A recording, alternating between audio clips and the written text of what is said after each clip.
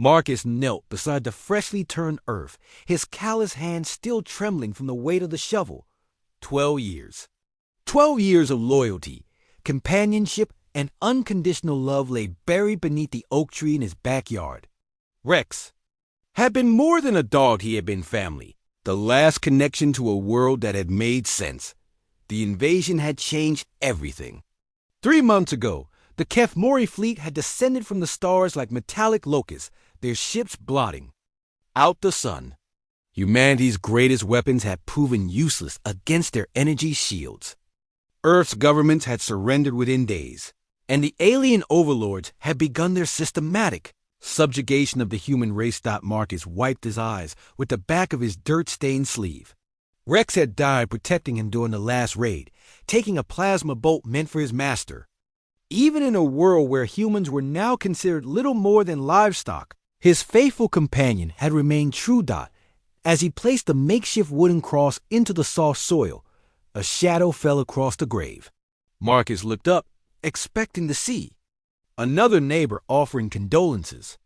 Instead, he found himself staring into the serpentine features of a HFY officer. The alien stood nearly 8 feet tall, its scaled skin shifting between deep emerald and obsidian black. 4 arms emerged from its torso, each ending in clawed hands that could crush a human skull with ease. But it was the creature's eyes that held Marcus transfixed, ancient, intelligent, and filled with something he couldn't quite identify.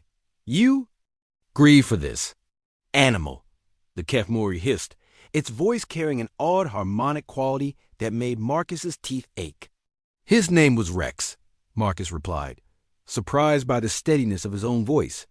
He was my friend. The alien tilted its massive head, studying the human with those unblinking golden eyes. Curious. We have observed this behavior among your species, forming emotional attachments to creatures that serve no tactical or nutritional purpose. He served plenty of purpose, Marcus said, rising to his feet. He was tired of being afraid, tired of bowing to these invaders. If they were going to kill him for speaking out, so be it. He was loyal. He was brave.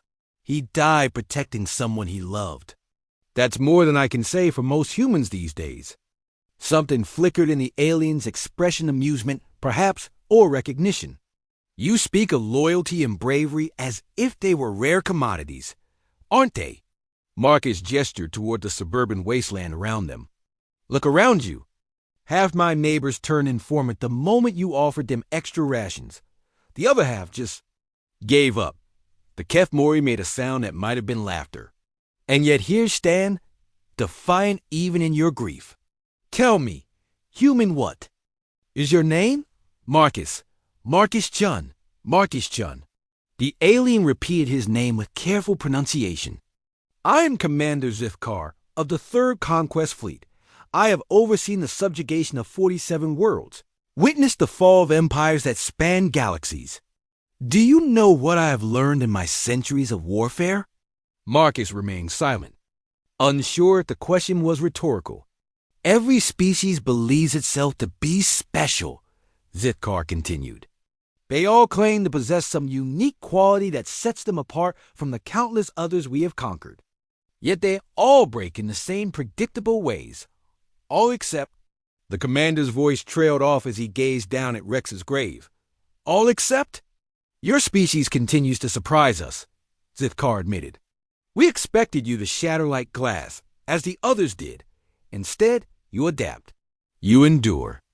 And in the darkest moments, some of you like you choose to stand rather than kneel. Marcus felt a chill run down his spine that had nothing to do with the evening air. What are you saying? The alien reached into a pouch on his armor and withdrew an object that made Marcus's breath catch in his throat. It was a crown not ornate gold or gleaming silver, but something far more alien. The metal seemed to shift and flow like liquid mercury, embedded with crystals that pulse with their own inner light. The earth is fed with the blood of the faithful, Zithkar hissed, his voice taking on a ceremonial cadence. Your animals. Sacrifice has been witnessed and found worthy. The old ways demand recognition of such loyalty. I don't understand. This is the crown of dominion, the commander explained, holding the artifact aloft.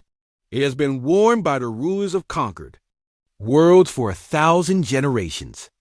The Kefmori Empire does not simply conquer, we absorb the strongest elements of each species we encounter.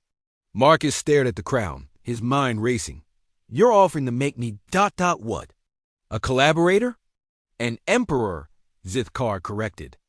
Earth requires a human leader, someone who understands both strength and sacrifice. Someone who has proven their loyalty to those who cannot defend themselves.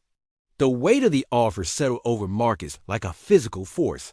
Power, the ability to protect his people, to ensure that humanity's surrender led to survival rather than extinction. All he had to do was take the crown and accept the role of puppet ruler in an alien empire. And if I refuse?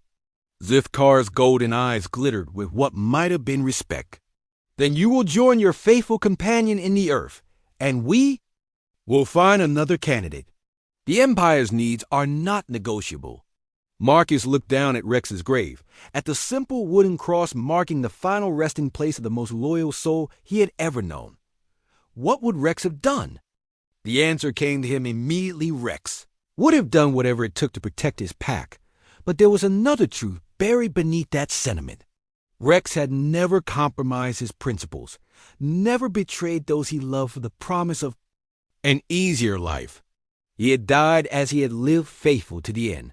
Marcus reached out and took the crown from Zithkar's clawed hand. The metal felt warm against his skin, and he could sense the alien technology interfacing with his nervous system, downloading knowledge, protocols, and the terrible weight of responsibility. I accept, he said quietly. But understand this, I don't serve the Kefmori Empire. I serve humanity. And if you ever ask me to betray that loyalty, you will choose death over dishonor, Zithkar finished, a note of satisfaction in his serpentine voice. Yes, Marcus Jun, that is precisely why you were chosen.